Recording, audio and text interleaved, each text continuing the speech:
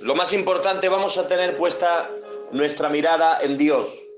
Si Él nos habla, Él nos bendice. Si Él nos habla, Él puede cambiar muchas cosas a través de su palabra. Así que todo lo esperamos de Él. En el libro de Ruth, capítulo 1, verso 1 en adelante, hay un pasaje bíblico muy conocido y muy predicado, pero muy especial. Es una historia que yo suelo decir que un guionista de cine o un novelista no hubiera podido imaginar y escribir una historia como esta.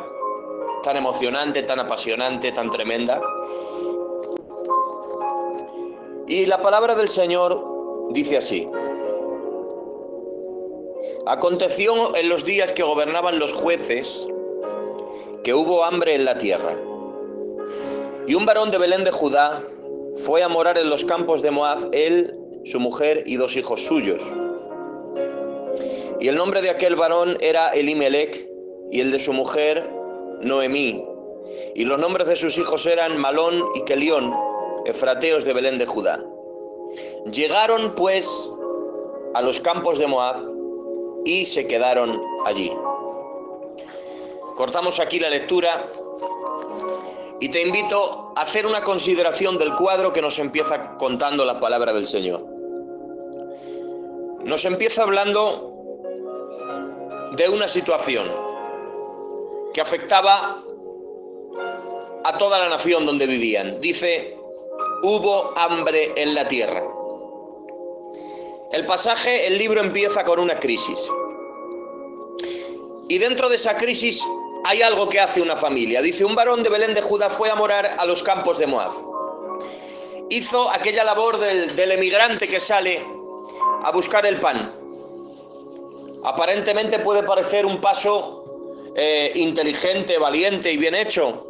Como años atrás, muchos de nuestros mayores aquí en España se marcharon a hacer las Américas para ganarse la vida, cuando la economía estaba tan difícil aquí en España, y se iban a Argentina, a Venezuela y demás. Pues Elimelech ha tenido ese mismo instinto, esa misma reacción, y se ha marchado de Judá y se ha ido a buscarse la vida a Moab con su familia.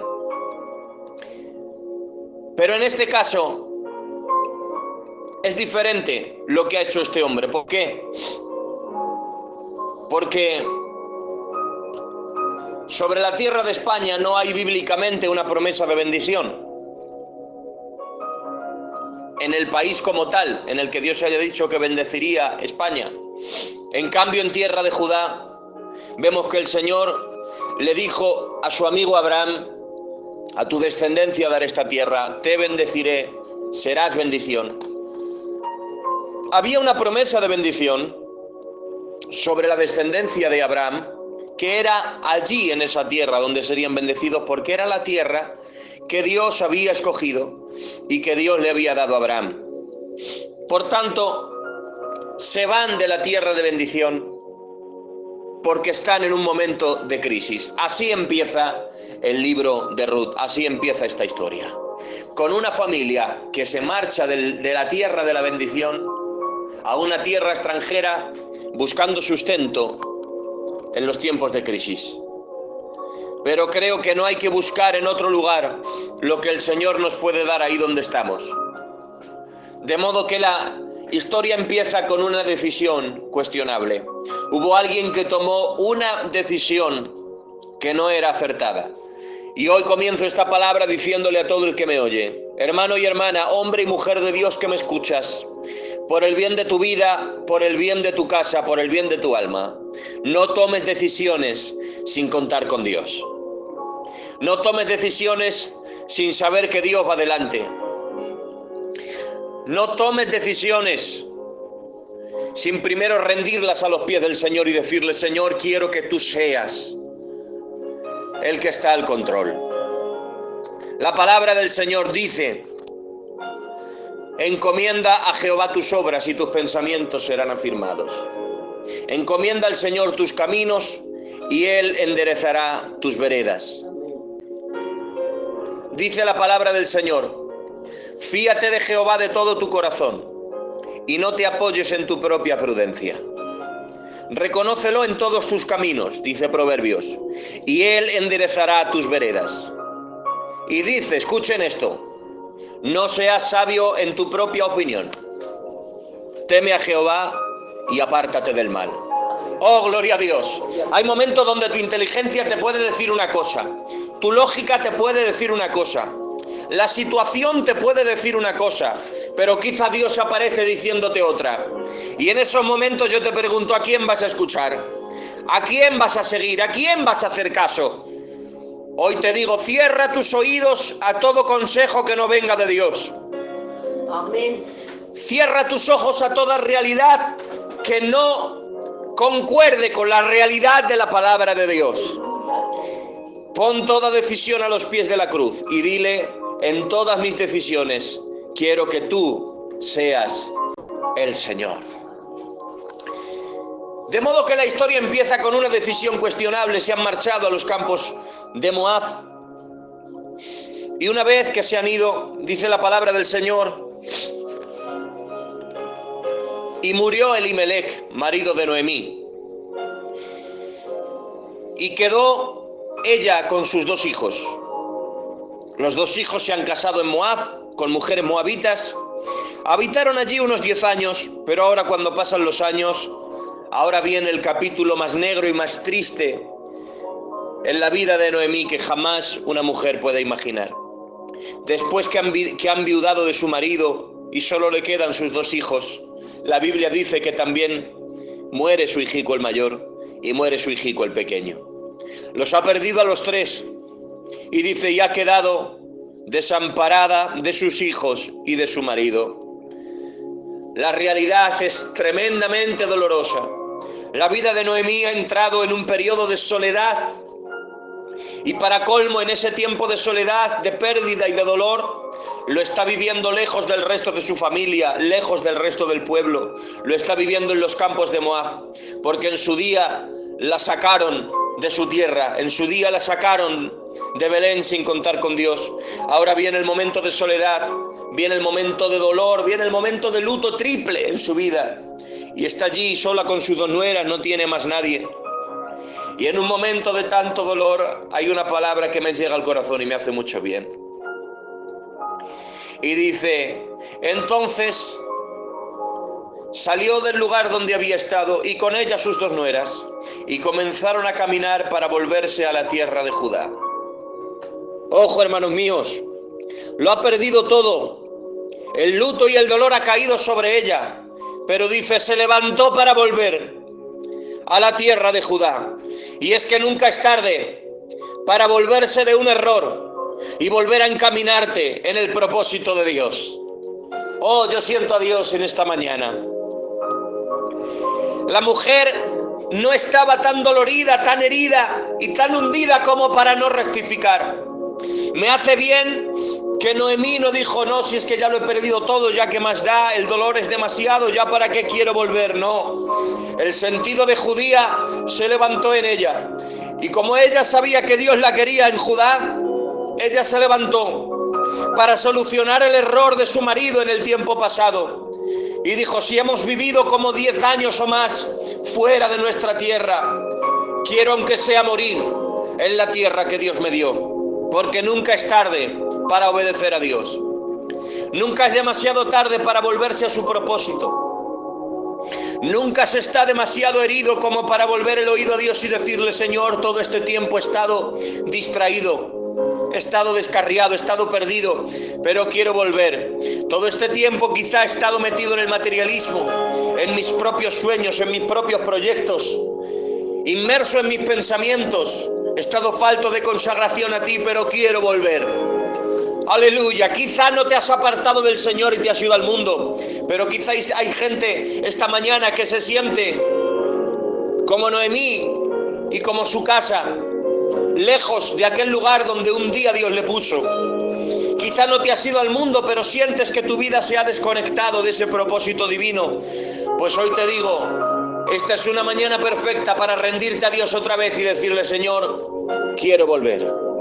Porque nunca es demasiado tarde para volver a Judá. ¿Y por qué oyen? Dice la palabra, y esta palabra me sigue haciendo mucho bien, el verso 6. Dice, porque oyó en el campo de Moab. Presta atención a esto y quiero que te goces conmigo si lo sientes. Porque oyó en el campo de Moab que Jehová había visitado a su pueblo para darles pan. ¡Aleluya! ¿Cómo hemos dicho que comenzaba el pasaje? Diciendo que hubo hambre. Esto en el verso 6, en el verso 1. Dice que hubo hambre, pero en el verso 6 dice que oyeron que Jehová había visitado a su pueblo para darles pan. Y es que me hace bien que aunque haya momentos de crisis en Judá, aunque haya momentos de hambre en Belén, pero hermanos míos, en la tierra de Belén y de Judá, el hambre no es para siempre, la crisis no es para siempre, la prueba no es para siempre. Hermanos míos, aunque pasemos por momentos de lucha, de prueba, de necesidad, llámese como se llamen, nosotros no estamos a la merced de la crisis, no estamos a la merced de la situación, ni a la deriva del mundo. Hay un momento donde Dios visita a su pueblo, sí o sí. Hoy te proclamo en esta mañana, no sé en qué fase estás, si tu prueba está empezando, está terminando, si tu prueba está quizá medio camino del examen, pero hoy te digo, aquí las crisis no son para siempre. Hay un momento donde Dios visita a su pueblo. ¡Aleluya! Porque oyeron que Jehová había visitado a su pueblo para darles pan. Entonces salieron y comenzaron a caminar para volverse a la tierra de Judá. Entonces cuando ya van a volver a Judá y se da cuenta de que sus nueras son extranjeras, se da cuenta de que ella va a volver a un pueblo muy santo, a un pueblo muy singular y muy especial para Dios, y sus nueras son moabitas, y a ella pues le da cosa por la reputación de su casa traer nueras extranjeras, le da cosa también por ellas de que no se sientan marginadas en tierra de Israel, y ella les dice, mirad, hijas mías, ya habéis estado todo este tiempo conmigo, habéis sido fieles, pues ahora volveos cada una a casa de su padre. Empezar de nuevo, ser felices. Y le dice concretamente, andad y volveos cada una a la casa de su madre, y Jehová haga con vosotras misericordia. Y os conceda Jehová que halléis descanso, cada una en casa de su marido. ¿Te das cuenta? Les dice cada una en casa de su marido, dándoles a entender, empezad de nuevo, formad una familia y sed felices, pasar página y empezar una vida nueva.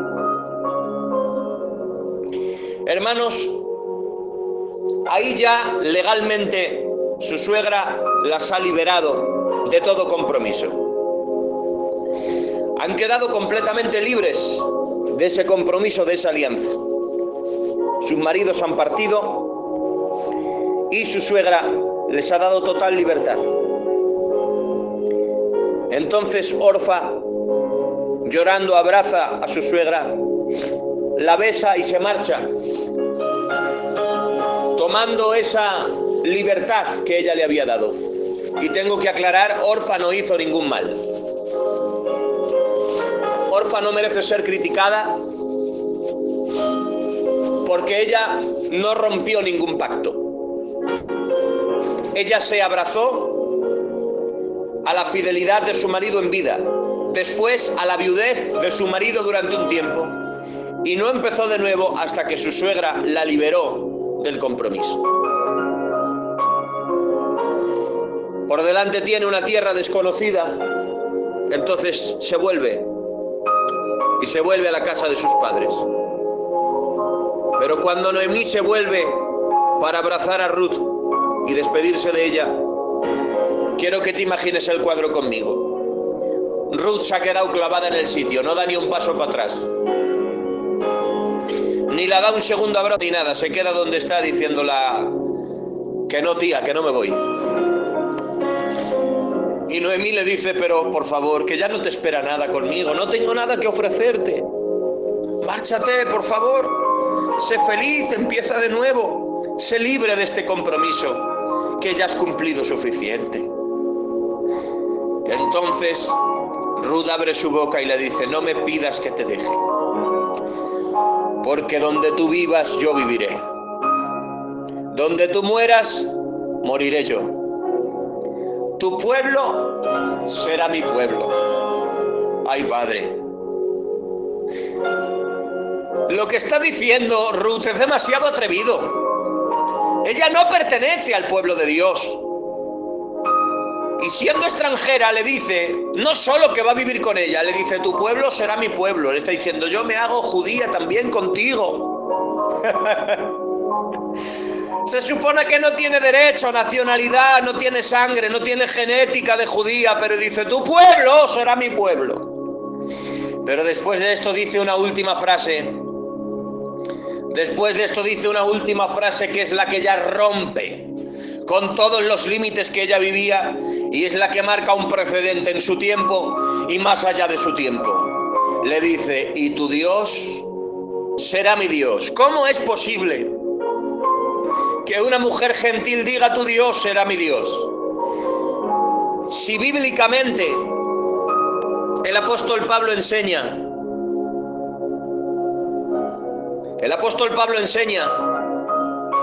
que los gentiles vivíamos ajenos a los pactos, ajenos a la ciudadanía, ajenos a las promesas, sin esperanza y sin Dios en el mundo.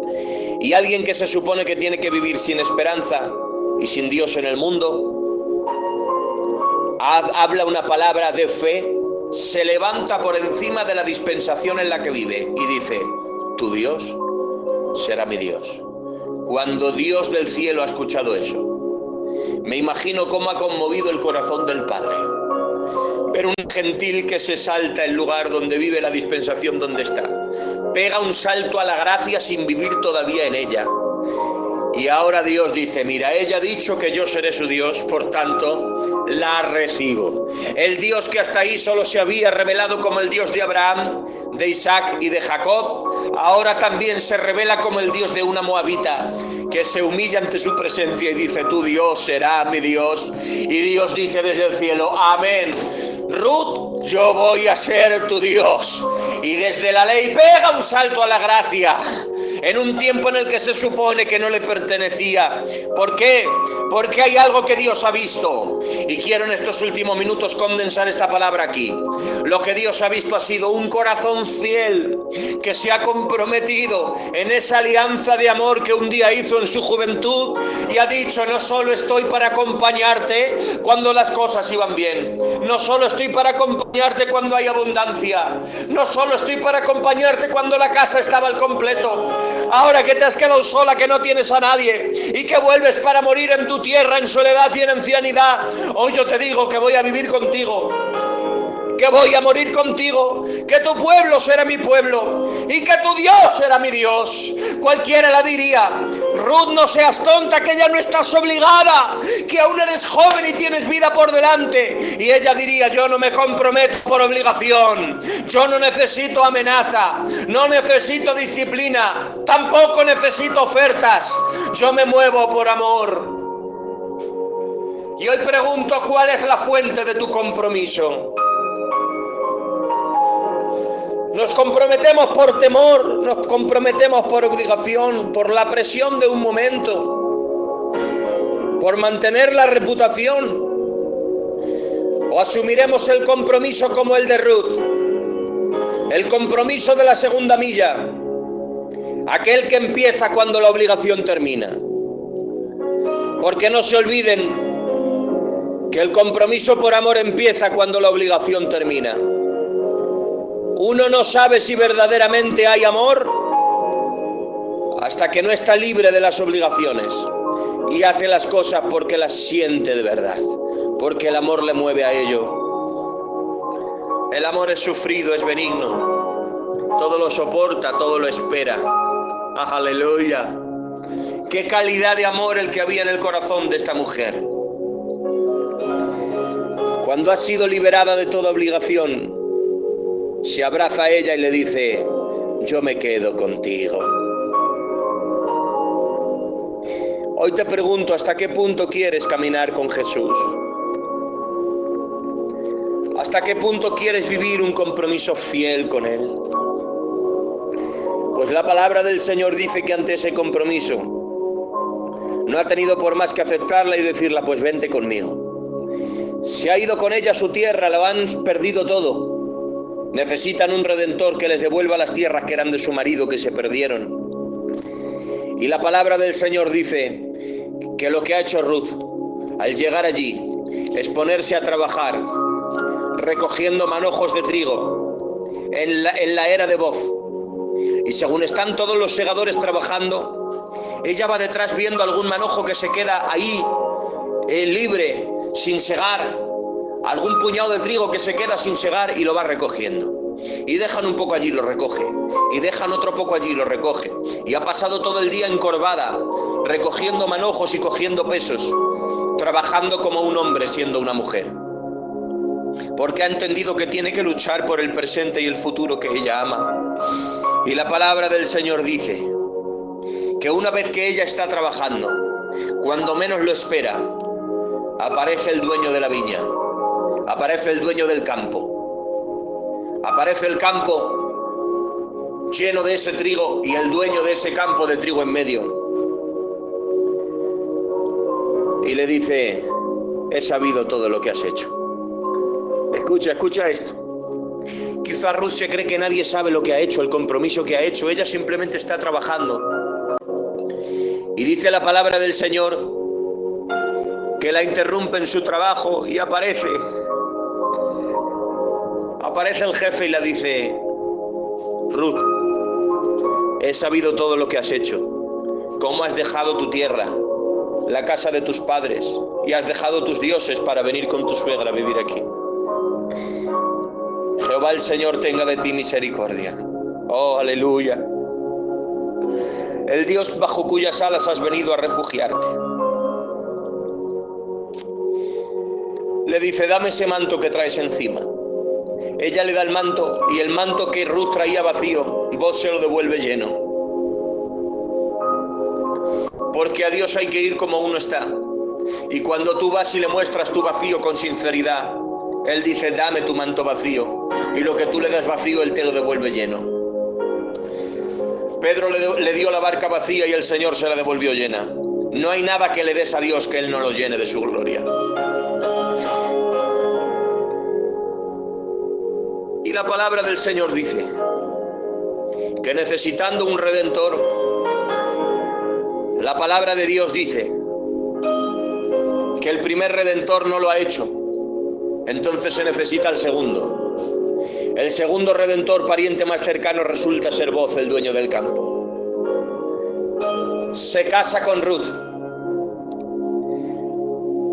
Y todas las tierras que habían pertenecido a Elimelech, las que había perdido por su mala decisión, vuelven otra vez a manos de Noemí y a manos de Ruth.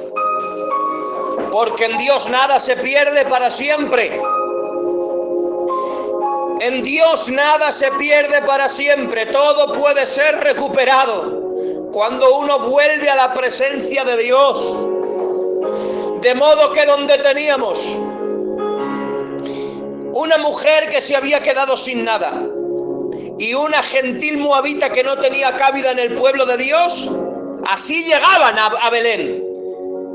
Pues ahora tenemos una mujer que ha recuperado todas las posesiones. Tenemos una mujer, Ruth, que ahora tiene un esposo judío llamado Boz. Y ahora acompáñame a la escritura, porque si saltamos a Mateo, la palabra del Señor dice que de ese matrimonio, Ruth, de su matrimonio con Boz, engendró a Obed. Obed engendró a Isaí. Isaí engendró a David. Aleluya. Pasan 14 generaciones y vuelven del cautiverio a la tierra de Judá. Pasan otras 14 generaciones y en un pesebre aparecen los ángeles en la noche cantando a los pastores y les dicen: os ha nacido en la ciudad de David un Salvador. Su nombre es Jesús. ¡Oh, aleluya!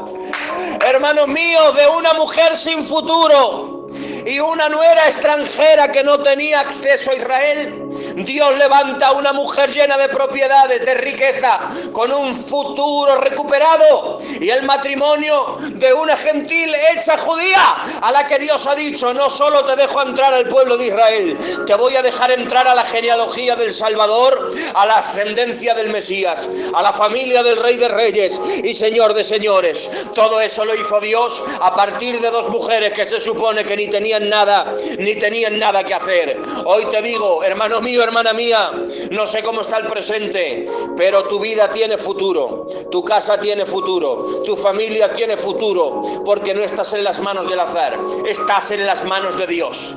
Y quiero recapitular y terminar como he empezado. Primero, no tomes decisiones sin contar con Dios. Segundo, nunca te rindas, porque en nuestra tierra las crisis no son para siempre. Número 3, comprométete siempre más allá de la obligación. Sírvele a Él por amor y acompáñale donde Él te lleve. Y número 4, no te preocupes, porque para los fieles, al final, el Redentor aparece. Tu historia terminará bien, tendrá un buen final, porque Dios es tu Dios, porque Dios está contigo.